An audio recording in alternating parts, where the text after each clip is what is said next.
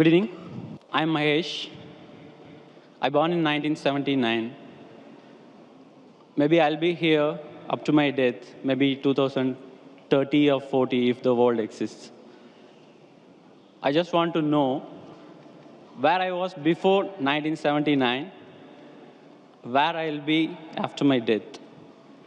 If I have been meant to be here in this world for this certain period, who am I representing? The brother asked the question that he was born in 1979 and today he's in UAE. He wants to know where will he be afterwards. He will be saying most probably be here till 2030 if the world exists. Where will he be after he dies? And who are you representing? Brother, you are representing your own self. If you have not manipulated or done some makeup or trying to hide, if you are your own self, you are representing yourself. Point number one. Where will you be after you die? Depending upon what are you following.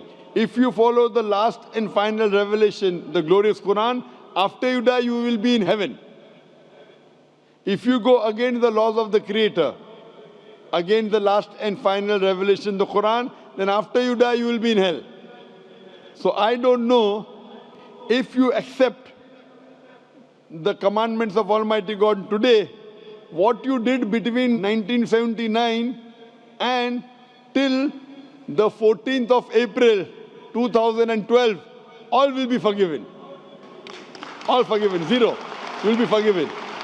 So in the past, whatever you have done in the past will be forgiven because our beloved Prophet Muhammad said, the moment a person accepts Islam, all his previous sins are washed away.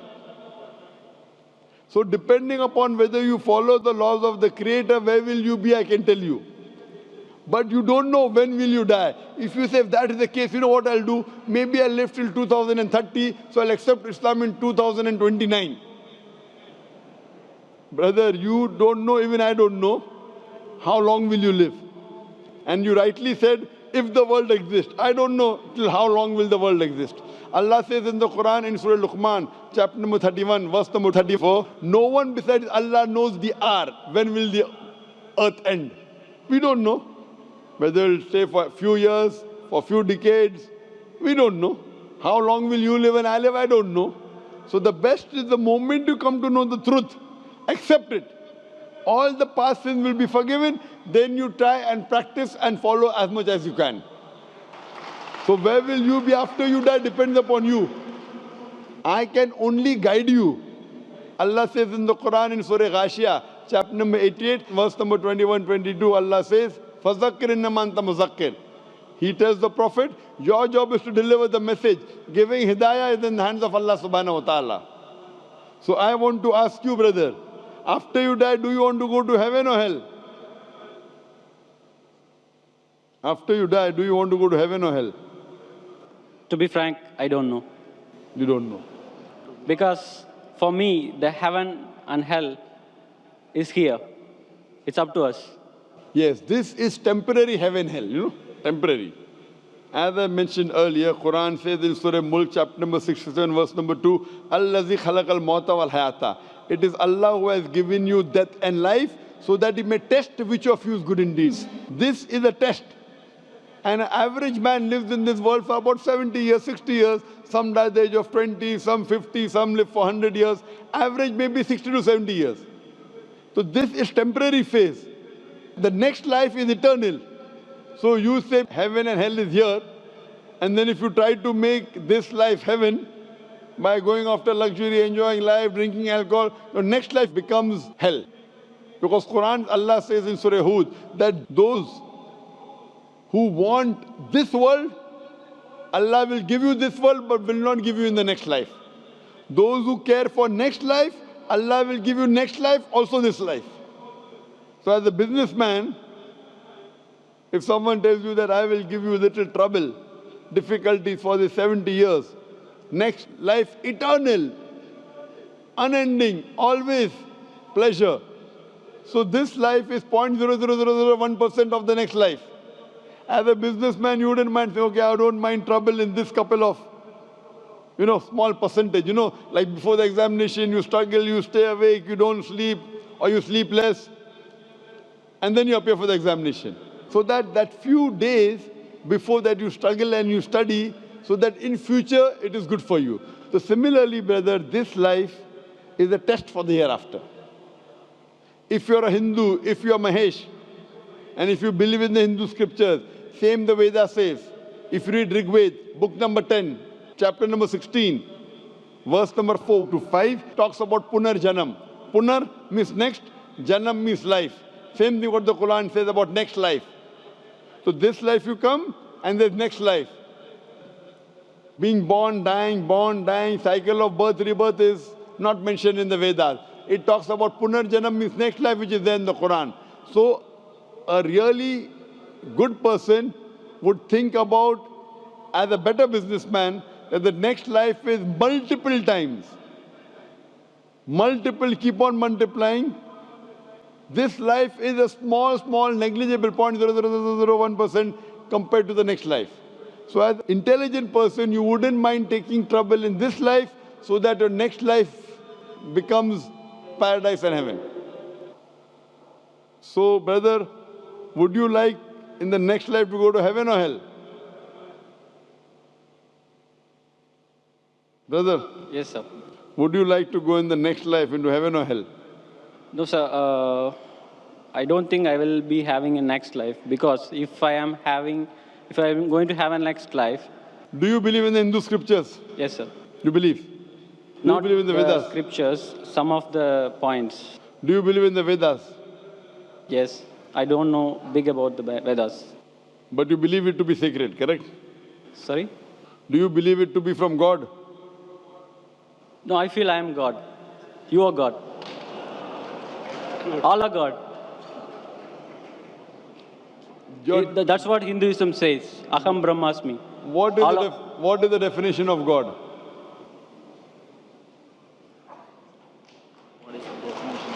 I don't know.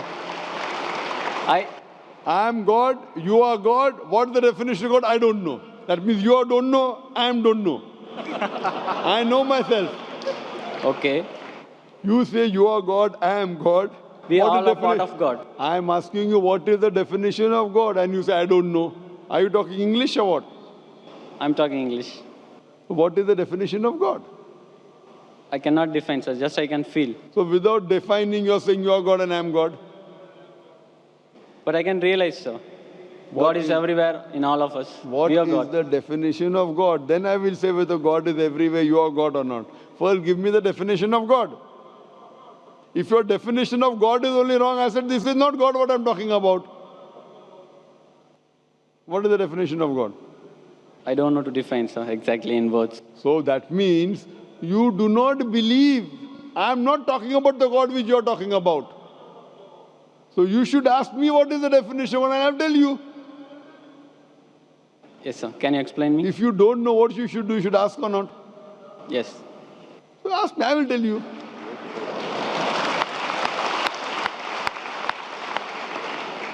The definition of God come to according to Vedas and Upanishad, then I come to the Quran. If you read the Upanishad, Chandogya Upanishad, chapter number 6, section number 2, verse number 1, Ekkam Evidityam. God is only one without a second. It's mentioned in Shweta Upanishad, chapter number 6, verse number 9. Nachasya kasij janitana chadipa. A Sanskrit quotation which says that of that God, he has got no superior, he has got no parents. Almighty God has got no Lord, no superior, no mother, no father. It's mentioned in Shweta Upanishad, chapter number 4, verse number 19. Na tasya pratima asti. Of that God there is no pratima. Pratima is the Sanskrit word which means image, picture, portrait, sculpture, statue. Na tasya pratima asti. Of that God there is no image, no picture, no portrait, no painting, no photograph, no idol, no statue, no sculpture. Same thing is repeated in Yajurved, chapter number 32, verse number 3. Na tasya pratima asti. Of that God there is no image, there is no picture, there is no portrait, there is no photograph, no sculpture. Furthermore, it says in the Brahma Sutra of Hinduism, Ekkam Braham Devyatya Naste, Nina Naste Kinchan. There is only one God, not a second one, not at all, not at all, not in the least bit.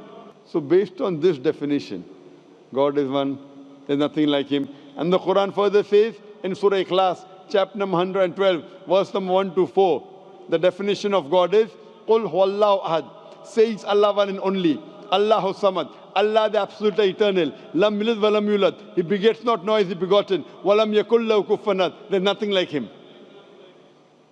Qul huwallahu ahad. Say it's Allah one and only. Are you the only human being? Am I the only human being? Yes or no? Yes or no? I'm a human being. Are you the only human being? Only one? No. No. I'm one of the... Qul huwallahu ahad. Say He is Allah one and only. Allahu samad, the absolute and eternal. Are you absolute and eternal? Are you absolute and eternal? No. So how can you be God? I'm not absolute and eternal. How can I be God? Lam yalid wa lam yulad. He begets not, nor is he begotten. Are you begotten? Were you born? Were you born or not? Yeah. So how can you be God? Even I was born. How can I be God? Do you beget? I have begotten. I have got children. Do you have children? Yes. How can you be God? Walam yakul lahu kufuwan ahad. There's nothing like him. What I'm saying That is... means your definition of God, forget what you say about God. I'm talking about my definition of God. Forget what you say about God now. Keep it. That may be God with a small g. I'm not talking about God with a small g, what you're talking about. I'm talking about God with a capital G. He's only one. He's all-powerful. He's absolute. He begets not, nor is he begotten. There's nothing unto like him. Based on this definition, can you call yourself God? Can I call myself God? If you wish, you can. I asked you the question, are you born? You're saying yes. If you wish, then you'll be called a lunatic. No, sir. What I'm feeling is What I am I'm a part of the God. You were saying the only one God, no? I feel I am the part of it. The big one. We all are part of it.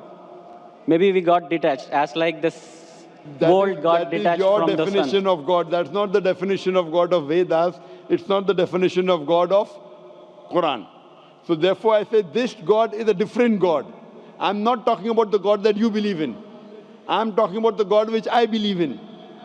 He's one. He's not part of everything. Your God, forget about it. Keep it at the side now. Fine? The God, what you're talking, keep it at the side. I'm talking about the definition of my God. You understand? He is only one. He's all-powerful. Are you all-powerful? Are you all-powerful? Not all powerful.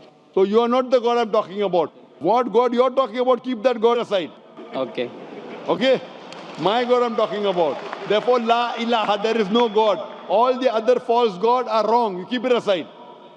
I'm talking about the correct definition. Someone is talking about 2 plus 2 is equal to 5. That equation, keep it at the side. The God that I'm talking about, the entity I'm talking about, He is one. He is all-powerful. He is absolute. He begets not, nor is He begotten. He is not born. He does not give birth to anyone. And there's nothing like Him. He is only one. Do you believe in such a God? No, sir, I don't believe. That's the problem. That means you are not believing in the true God. My request to you is, you read your Hindu scriptures, all the quotation I gave, go and read the translation of the Quran, try and find out the true God. Not these fake gods, I am God, you are God. I don't consider myself God. You are calling me God, so I'll say yes, I'm God. I'm not a fool to accept you that I'm God. You want to go to hell, go. I don't want you to take me to hell. I'm going to go to heaven. I want to take you to heaven. But to take you to heaven, if I agree with you that you're God and I'm God, we both will go to hell. I prefer we both go to heaven.